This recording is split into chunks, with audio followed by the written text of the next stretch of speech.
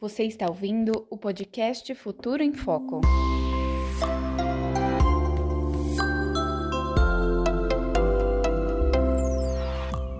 Olá, este é o terceiro episódio do Futuro em Foco, podcast da Comissão Técnica de Estratégias e Criação de Valor Centro-Norte da ABRAP. Eu sou Débora Souza e farei a mediação deste bate-papo. Nessa edição, vamos falar sobre a cultura comercial na Previdência Complementar Fechada. Como costumamos dizer aqui, o mundo segue mudando de forma acelerada e para acompanharmos essa velocidade, precisamos nos adaptar à nova realidade. Olhando para esse prisma, nós nos perguntamos, como será que o segmento previdenciário está se adaptando nesse momento em que a cultura comercial se faz mais necessária para a sustentabilidade de longo prazo dos planos de benefícios e das entidades gestoras desses planos? Nesses tempos de mudanças, as entidades que estão na vanguarda dessas adaptações à cultura comercial estão conseguindo manter o futuro em foco como essa nova maneira de pensar? Para falar sobre esse tema, hoje estamos com duas personalidades de destaque no nosso segmento de entidades fechadas de previdência complementar. Ele tem comandado o projeto de negócios, marketing, transformação e inovação, que já se tornaram referências no mercado. É mestre em captar oportunidades diante de crises para revolucionar.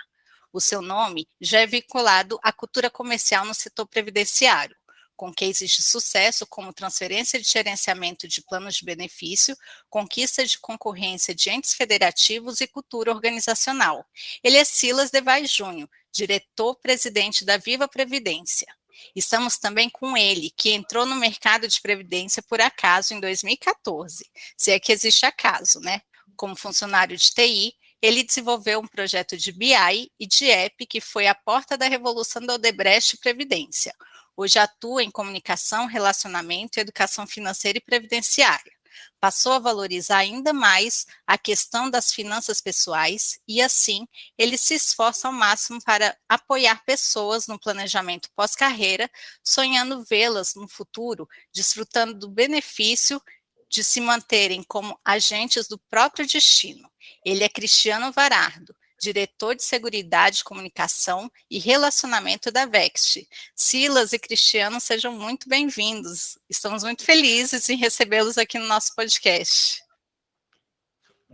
Débora, é um prazer aqui estar com vocês e poder participar desse painel aqui, compartilhando ideias aqui de um assunto tão importante quanto esse. Então, obrigado pelo convite aí, prazer estar com vocês, Cristiano também.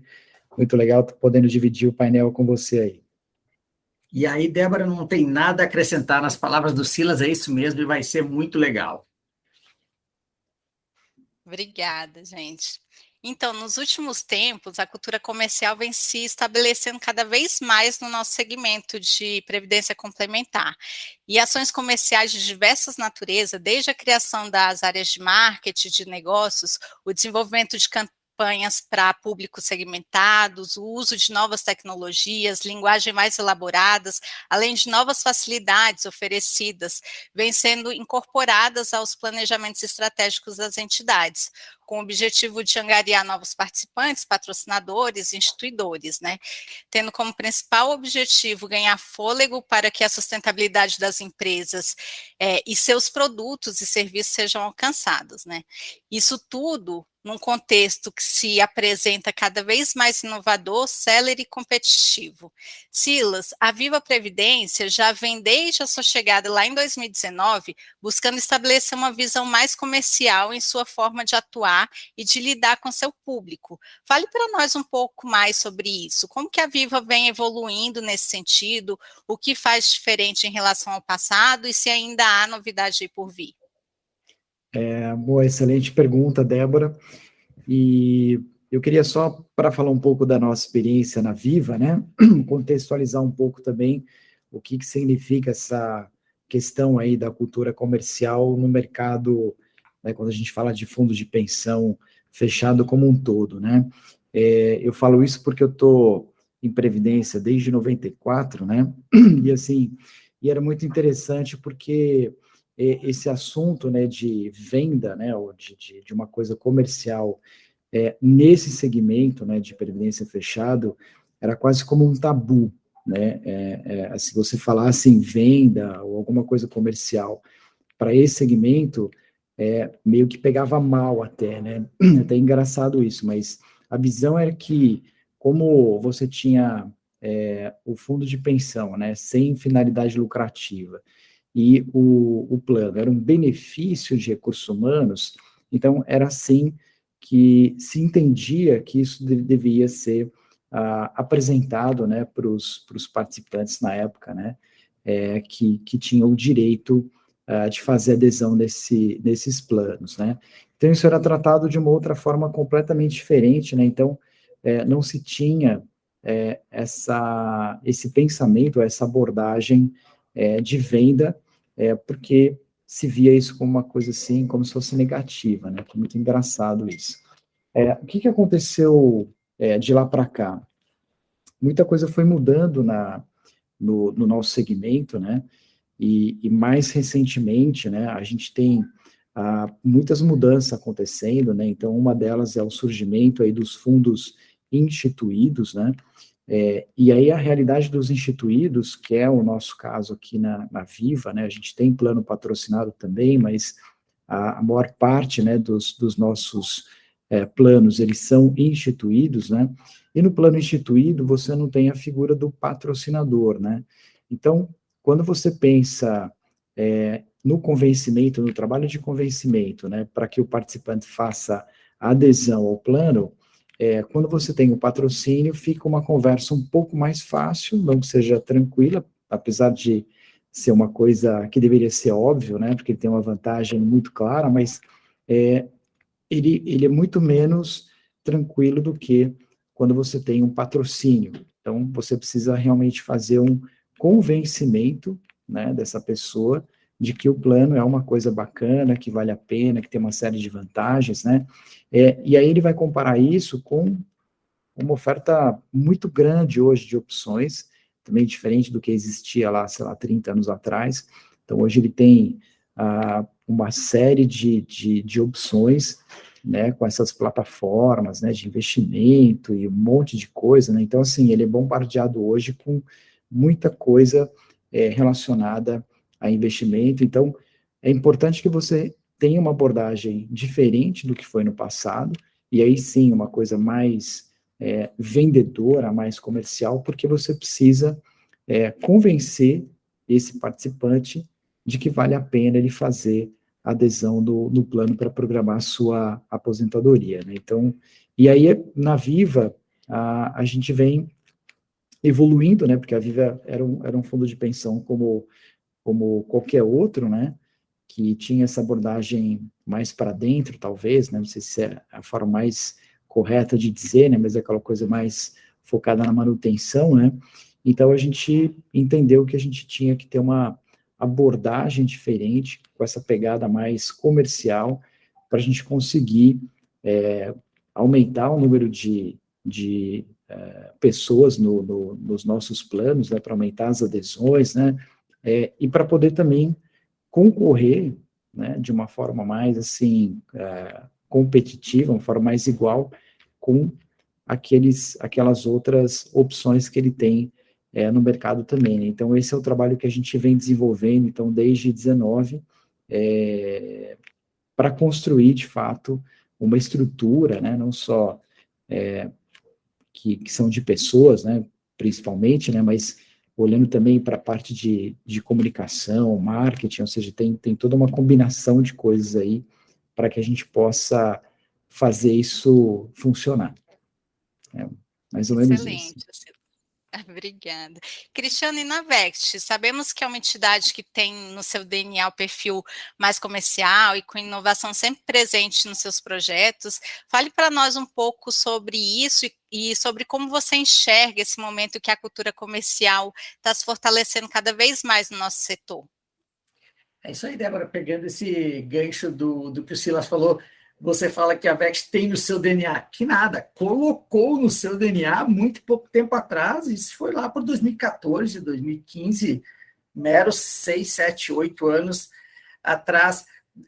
Bacana que o Silas lembrou o seguinte, poxa, nós somos lá um fundo de pensão, que oferecemos um benefício, e aí essa questão da cultura comercial já vem por aí, né? Tudo bem que nós oferecemos o benefício, mas nós temos que realmente começar pensando que o benefício que a gente administra é um produto mesmo, é uma solução. E hoje a gente, por exemplo, tem que disputar o que a gente chama do pocket share, lá, até do meu patrocinador, se o meu benefício previdência privada faz sentido, porque ele pode dar um voucher de academia, um voucher de produto, seguro de vida, um ambiente legal, dia off e previdência privada. Então já começa daí na minha relação, que até o Silas tem mais forte, o Silas está saindo mais ainda para lidar com o cliente pessoa jurídica, eu tenho minhas patrocinadoras, começa daí. E aí é isso, assim, eu enxergo que a gente, de fato, eu lembro de 2015, num congresso da ABRAP, se eu não me engano, foi uma colega nossa da Quanta que ela verbalizou na palestra dela lá a palavra cliente, e eu lembro que aquilo foi um zoom, zoom, zoom, eu vindo pro segmento ali, fiquei até meio chocada, falava, qual o problema disso? Mas é isso, a gente tem que enxergar o participante, o assistido, como cliente, ainda que a gente não precise verbalizar isso, se vai chamar a atenção de alguém, a gente tem que entender que nós oferecemos soluções, sim, a gente não administra benefício, a gente oferece uma solução, um produto, entre aspas, a gente tem que se colocar no sapato desse participante, desse cliente, entender as suas necessidades, a gente tem que entender que a patrocinadora é o nosso cliente, pessoa jurídica, e entender que a gente faz negócio. Tudo bem, sem finalidade lucrativa, mas é negócio. Ninguém está aqui tocando qualquer coisa, a gente aqui tem indicador, aqui tem governança, aqui tem uma firma, uma empresa, um CNPJ. E eu acho que quando a gente começa a enxergar tudo isso dessa forma, naturalmente vai ter que trazer mais profissionalismo, vai ter que trazer BI, vai ter que trazer marketing, vai ter que trazer outros profissionais, vai ter que trazer outras intenções, outros conhecimentos. Então, acho que a cultura comercial, à medida que a gente olha para esses agentes, participante como cliente, patrocinadora como cliente PJ, a entidade como uma empresa prestadora de serviço normal, assim, eu acho que o resto vem na sequência, assim. Então, começa por esse olhar. Isso mesmo, até porque eles mesmos, tanto participantes como patrocinadores, instituidores, eles também se veem como consumidores, né? Então, a gente, por que não tratá-los como clientes, né? E quando se trata de cultura comercial, é inevitável fugir de ações de venda, como temos falado por aqui. E nessa área também é importante inovar para conquistar os potenciais clientes, não é mesmo? A Viva foi pioneira no segmento previdenciário a oferecer programa de cashback. Silas, conta para a gente como é esse programa. Ele realmente agrega valor para vendas na Viva e tem outros produtos que vocês trabalham para agregar na parte de vendas de negócios de vocês? Muito boa pergunta, Débora. Essa construção, né, de uma cultura comercial, né, principalmente no segmento onde isso não é uma tradição, né, ele é um negócio que não acontece assim do dia para a noite, né, então ele precisa de uma série de ações, né, que você vai executando ao longo do tempo, para que você consiga ir disseminando isso na organização, né? E quando eu estou falando disseminar, né? Porque assim, criar uma cultura comercial não é só você contratar uma equipe de pessoas, né? E de repente começar. Ele é muito mais do que isso, porque você depende de que toda organização funcione pensando nessa coisa da venda, né? Porque as áreas, elas são interdependentes, uma coisa depende da outra. Então, assim, se você atende mal o participante, isso atrapalha a venda. Então, se você paga no dia errado, você atrapalha a venda, porque tudo isso está interligado. Então, é importante que você construa isso, né, na organização, e com o tempo as pessoas comecem a entender isso de uma maneira como um todo, né, e não só você ter isso limitado a uma ou duas áreas, né, que as que mais aparecem aí seria a área de negócios e marketing, né? Então, por exemplo, na Viva nem tinha área de negócios, né? Era uma coisa assim meio periférica, assim, que a gente acabou criando, né? E hoje em dia outras fundações, né, tomaram a mesma iniciativa, né, e montaram essas áreas comerciais, mas elas nem existiam, né, nas fundações, né? Isso era feito como se fosse uma atividade, assim, complementar de outras áreas, né? Então, só para dar uma ideia de como é que era isso, né? Ou seja, a gente realmente estava bem atrasado nesse processo, né?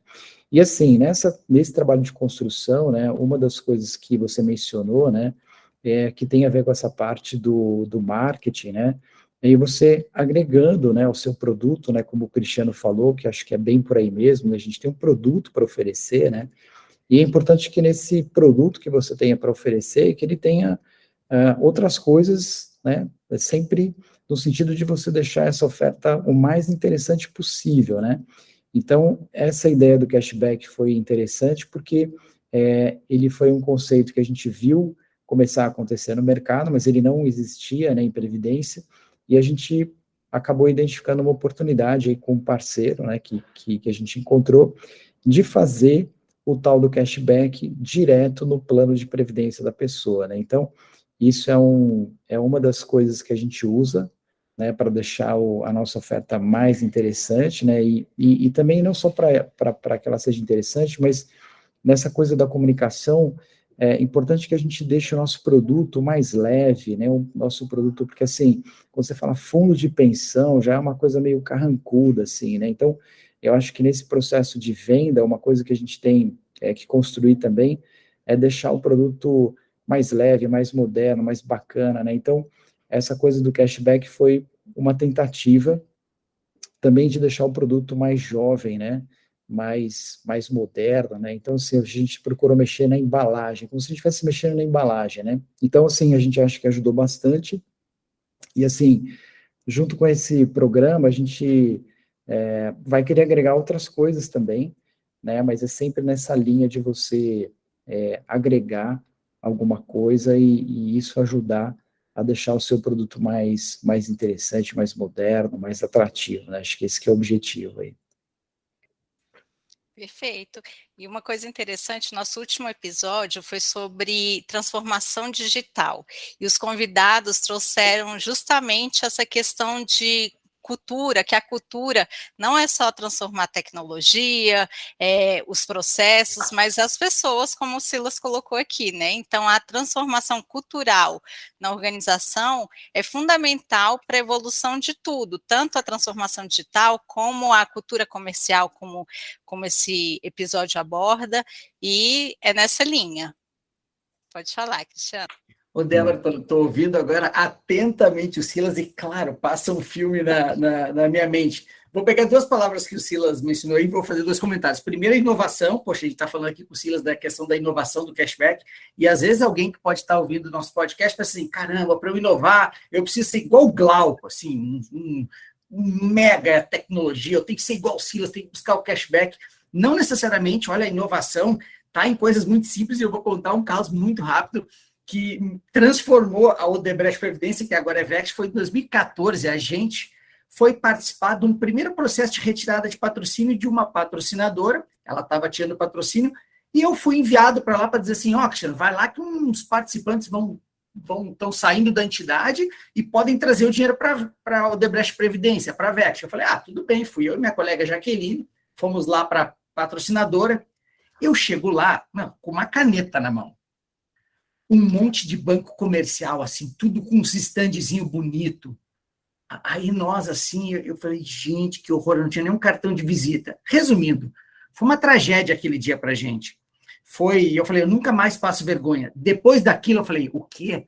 A próxima vez que a Vext for se apresentar ao mercado, vai ter que ter cartãozinho, brinde, todo um trade marketing, trabalhar ponto de venda. Então, ali foi uma inovação muito grande, numa bobagem. E o outro ponto que eu quero comentar do Silas, que ele tentou falar aqui, que é o seguinte, gente, vamos ser mais comercial agora, vamos fazer mais vendas. Não é assim, acha uma pessoa e põe para fazer vendas. Concordo com o Silas. Há uma cultura que tem que ser colocada, e para fazer trabalho de venda, precisa de orçamento para vendas. Precisa uniforme da turma, precisa novo discurso, precisa nova mentalidade, talvez precise novos profissionais que não há dentro da entidade. Gente, tem uma quantidade de ações no entorno dessa atividade que a gente às vezes minimiza, chamado vendas, que é técnica, que é pura técnica, que às vezes a gente desconhece. E aí tem que ir atrás, senão vai passar vergonha. É isso mesmo. Isso mesmo. E essa questão da inovação é interessante, que é bem isso que você falou, Cristiano. As pessoas acham que inovação é aquilo que não existe no planeta Terra e você vai ser o primeiro a criar. Mas inovação, na verdade, é para suprir uma necessidade, uma lacuna, né, da organização, da cultura. Então, uma coisa simples que transforma, de fato, a cultura, seja digital, seja cultura, seja organizacional mesmo, já é uma inovação para a empresa, né? E, Cristiano, com todas as novas demandas e também as oportunidades que a cultura comercial traz, e até com a chegada de planos família instituídos, como você avalia a questão da concorrência no segmento de previdência fechada? Será que vai se aproximar com a competitividade do segmento aberto? Falar de concorrência, antes, se alguém estiver ouvindo nosso podcast aí e ouvir falar de entidade fechada ou segmento fechado e aberto, uma rápida pincelada nisso. O segmento brasileiro da Previdência, claro, tirando a Previdência Pública, tem as entidades abertas, que nós chamamos tecnicamente, são aquelas empresas que oferecem planos de previdência, produtos de previdência privada para todo mundo, por meio dos bancos comerciais, de seguradoras. E o Silas e eu trabalhamos no âmbito da previdência fechada. E essa fechada não é que ninguém pode entrar, é que, na verdade, a gente tem um rol limitado, um conjunto limitado de públicos-alvo para os quais a gente pode oferecer as nossas soluções. Podem ser instituidores, podem ser empresas patrocinadoras, e aí as pessoas físicas, os funcionários, colaboradores ou associados daquela turma. As entidades abertas, muitas no mercado financeiro normal, por serem instituições lucrativas que visam lucro, claro, tem mais concorrência desde sempre. É óbvio, estão todas disputando dinheiro, estão todas disputando corações e mentes de consumidores, de clientes, claro, para melhorar os seus resultados. As entidades fechadas, como tem seus públicos mais limitados, e assim, até pouco tempo atrás, claro, antes dos planos família, dos instituídos, os meus participantes do plano VEXT não podem ser participantes dos planos do Silas lá na Viva e por aí vai. Então, a gente é muito colaborativo. Se eu acredito que, à medida que a gente vai poder agora buscar os familiares, outras instituidoras, se a nossa competitividade, a nossa concorrência vai aumentar, acredito que sim.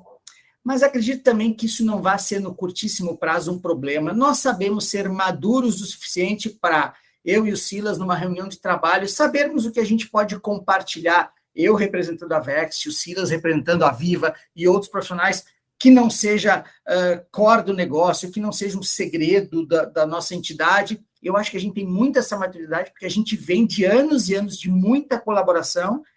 E, by the way, eu acho que a gente já tem muito concorrente. Eu brinco aqui na Vext que todo mundo que compete pelo dinheiro do meu participante já é meu concorrente. Eu olho o shopping center aqui, eu acho que é um concorrente, porque daqui a pouco meu participante, em vez de botar um dinheiro na Previdência, ele vai gastar num consumo não planejado, as instituições financeiras, outros investimentos.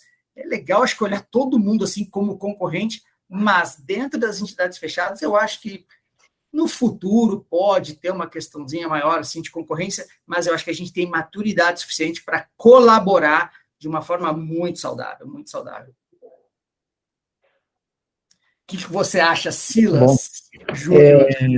Eu concordo bastante aí com o que você falou aí, Cristiano. Acho que, como você falou, a gente tem uma limitação, né, que as abertas não têm, né? Então, os nossos públicos, eles são um pouco mais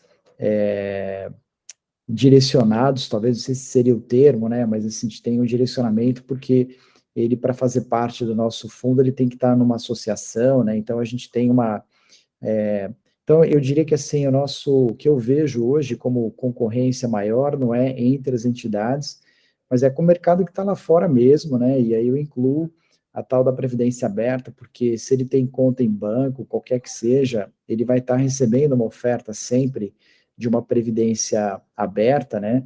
Então acaba que a gente sempre vai estar sendo comparado, né, com um produto desse tipo, né? E não só isso, né? Hoje em dia ele está sendo, né, aqueles influencers, né, que você tem um monte de gente falando de todo tipo de produto, desde criptomoeda até, assim, tem uma variedade absurda de opções, e é o que um pouco o Cristiano falou, né, igual o shopping, ele tem essas outras opções lá, desde criptomoeda até o sei lá o quê, e tudo isso está concorrendo com o dinheiro que ele tem disponível também para colocar na Previdência, né? Então, assim, a gente já tem concorrência o suficiente, né? E eu acho que entre os fundos, concordo com o Cristiano, acho que isso vai demorar um pouco mais, né? Então, mas até lá, concorrência que não falta, né? Assim, a gente tem uma concorrência bem dura aí, então, assim, a gente tem abordado muito participante, né? Diretamente, né? E todos eles, principalmente quando ele tem um recurso um pouco maior, né? Ele também está sendo abordado aí por um escritório aí da XP e por aí vai, né? Então, assim, é um trabalho hoje de convencimento bem mais difícil, né? Você tem que vender para ele que você realmente é mais interessante, que vai dar mais retorno, que tem vantagem, imposto de renda, etc. Porque senão ele não te compra, né? Ele vai lá para o plano do vizinho, né? Ou para o investimento do vizinho, né? Isso que acontece na prática. Ô Silas, de novo, mais uma vez, a gente para, né? Tá fora desse podcast, eu paro de receber e-mail, WhatsApp, eu tô focado aqui e me lembrei de outra situação bem legal, quando você fala assim, nós já temos concorrente o suficiente. Sabe que em 2017, né, eu fiz parte daquele primeiro MBA da Uniabrap lá, foi com a FIA aqui em São Paulo, e o meu trabalho de conclusão de curso lá do MBA foi o seguinte, eu falei, caramba, como é que as entidades abertas vendem tanto? Eu peguei alguns dados das entidades abertas e a venda de planos tipo PGBL ou VGBL era um absurdo comparado ao que eu tinha aqui na Vext. E eu lembro que eu estruturei meu trabalho e foi mais ou menos o seguinte, eu falei, eu vou nestas entidades abertas, nos bancos comerciais, e eu vou simular um cliente e eu vou querer comprar uma previdência. E eu fiz.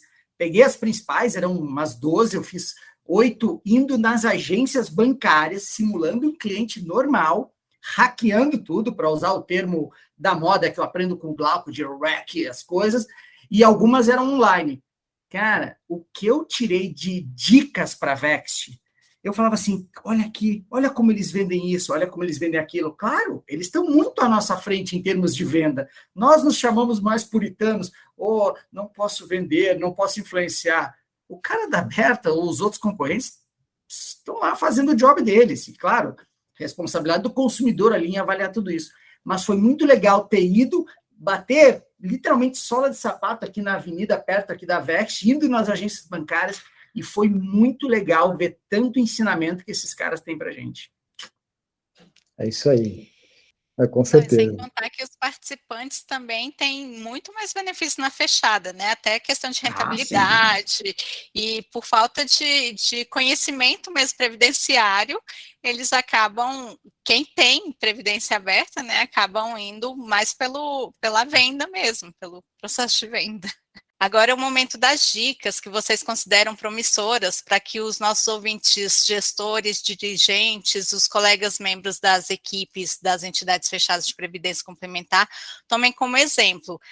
Vocês já trouxeram várias dicas aqui legais, mas tem mais alguma coisa para acrescentar? Quais são as iniciativas que vocês acham que merecem destaque para os fundos de pensão seguirem nessa linha da cultura comercial para fazerem as transformações necessárias para esse novo ritmo, assim, que a realidade pede, né? Muito, muito boa pergunta aqui, vou puxar aqui para começar, pedir licença para o Cristiano. Olha só, eu acho que o principal, que até já falei, mas eu vou reforçar, porque acho que realmente é o mais importante, é investir nas pessoas, né? Então, tem um trabalho forte aí, pensando em pessoas, né? Porque esse processo, né, que a gente chama mesmo de cultura comercial, ele realmente exige um trabalho muito, muito forte de desenvolvimento mesmo dessa cultura, e não é do dia para a noite que você faz isso, né? Então, eu acho que é um trabalho, um investimento permanente nessa construção, e de novo, não só na área comercial especificamente, né, ou na de marketing, mas por toda a empresa. Então, acho que isso, toda a fundação, né? Acho que isso é o primordial, né? E o outro ponto, que eu acho que não tem nenhuma receita de bolo, mas é você estar atento a como que você pode alcançar o seu participante, né, de que maneira explorar as maneiras possíveis de você alcançar o seu participante, olhar aquilo que o mercado está fazendo, né, então, sim, teus concorrentes que trabalham com produtos similares, né, então não só previdência, mas as plataformas de investimento, ou seja, o pessoal que está nesse mundo de investimento, como que eles estão conversando com o seu participante, como é que eles estão chegando nesse grupo, como é que são os mecanismos, os instrumentos, né, que eles usam, ou as ferramentas, e você poder tirar proveito disso, para que você tenha também um trabalho bem efetivo, e você consiga acompanhar o que o mercado está fazendo, que maneiras que esse público prefere conversar. Então, eu acho que é isso, né? Não tem uma receita, até porque está tudo muito rápido, né? Então, assim, falar uma coisa aqui amanhã já não é mais, né? Então, acho que o ponto é isso, né? Investir em pessoas, e o segundo ponto é você estar antenado naquilo que está acontecendo, né, nesse mundo de investimentos, para que você possa tirar dali aquilo que mais se encaixa também para o teu público, né? Então, usar essas ferramentas, tá sempre olhando o que tem de novidade, né? E é isso, sim. Seriam minhas dicas aí. Eu pego carona na primeira dica do Silas e tento esticar ainda mais a sugestão dele, que quando ele fala de investir em pessoas, a gente geralmente fala assim, investir em pessoas no pessoal de marketing e vendas. Que nada, é investir para cima, para baixo, de um lado a outro. Tenho certeza que o Silas, como dirigente principal, executivo da entidade que lidera, tem que botar a cultura previdenciária, sim, para os seus liderados, não há dúvida disso, mas com certeza para os seus superiores, conselho deliberativo, conselho fiscal, que passam agora a ter talvez outros indicadores. E mais, quando eu falo de um lado a outro, o Silas, lá no início, você vai dar um rewind aí no seu podcast, vai lembrar quando o Silas falou, cuidado, que o pessoal de um mau atendimento pode prejudicar uma venda. E aí é isso, é ficar de olho na coerência. Eu, como um vendedor que eu quero ser da minha entidade, eu vou proferir meu posicionamento, as minhas promessas, eu quero passar uma imagem, fixar uma imagem na cabeça dos meus públicos-alvo. Agora, se não houver coerência com a entrega, não passa do segundo momento da verdade. Aí o Silas está lá, prometendo um monte de coisa, super bacana, o pessoal não atende telefone, o pessoal de produto é engessado, vai continuar com um fluxo em papel. Então, não dá. A gente tem que buscar coerência. Senão, o consumidor hoje, nessa ideia que o Silas falou que está tudo muito rápido, ele percebe muito rapidamente, e aí tudo bem, ele está levando contrapartida, mas talvez ele fique ali só pela contrapartida, que nada. Eu quero que ele fique casado comigo, porque ele me acha legal, porque eu sou uma ótima solução para ele, não porque ele ganha contrapartida apenas. Então, ficar de olho na coerência do que eu falo versus o que eu entrego, eu acho que é super legal. Isso aí o Silas falou lá no iniciozinho, pessoal. Quando o papo é bom, passa rápido demais, né? Estamos chegando aqui ao fim do episódio. Quanta informação, quantas dicas valiosas que vocês trouxeram, gente. Muito obrigada. Obrigada por terem aceitado esse convite e por virem compartilhar as experiências de vocês, são riquíssimas, seus pontos de vista, enfim, muito obrigada mesmo. E continue aqui nos acompanhando e mantendo o Futuro em Foco. Esse podcast é uma produção da Comissão Técnica de Estratégia de Criação de Valor Centro-Norte da ABRAP, compostas por representantes das entidades BB Previdência, Ceres, Cibros, Faceb, Fimpec, Funcef, Fundiago, Prespejude, Postales, Previnorte, Previsan, Regios, Sebrae Previdência, Serpros e Sistel. Obrigada pela sua companhia e até a próxima edição.